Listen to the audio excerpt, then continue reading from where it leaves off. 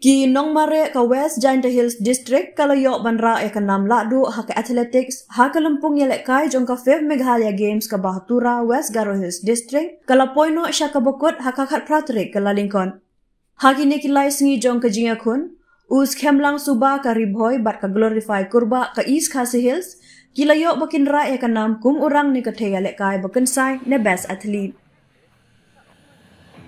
Na kaliang us khemlang Kadau kebala penlong ya uba unyo banra ya kene kanam ya lekai bakensai ke lempung kalawan hadian ba ulala wan pendep kamsten ya katong haka jinga kop mare ka ba praspa mitar hadian ba ulala ba un pendep ya katong haka shik minen san pusau ponyo second kabala biang pura ya uba unyo ban kur praspa kandai punyo pon kat bana kaliang ka glorify kurba kalayo bakan kur ya kene kanam hadian bakalala bakan pendep ya katong kaya kop mare praspa mitar Dakaba kalala bakan pendep ya katong haka arminen arpaway point san second bat kur praspa kandai point.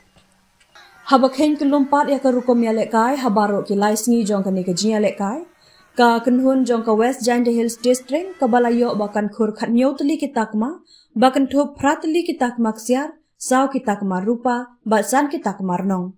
Ka kenhun ka bawan baar de ka Ribhoy District hadian bakalayo bakan kur khat santli kita kema bakan thup ndriu kita kema ksiar ndriu kita kema rupa bat laitli kita kema rnong kat baka kenhun ya lekai jong ka East Khasi kalawan banbat ya ka kerdan ka balai hadian bakalayo bakan kur shipotli kita kema bakan thup san kita kema ksiar lai kita kema rupa bat ar kita kema rnong 1-6 from West Giant Hills. I wish all the 16 delegates out there the very best. Thank you.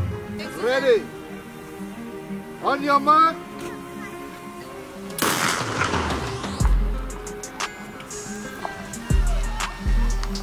This is the first goal for the 200 meter for boys and girls kids. I repeat, this is the first goal for the 200 meter for boys and girls kids.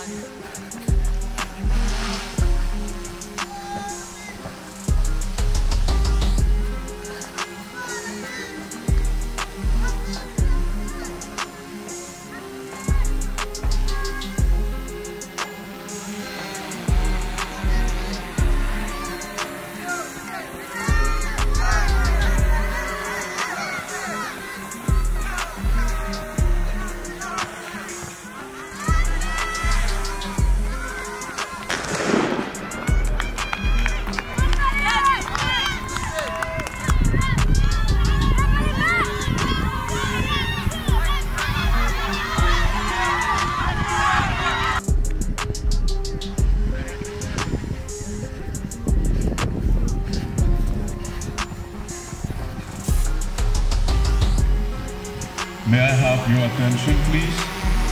May I have your attention, please? This is a very, very important announcement. We request all the athletes who are still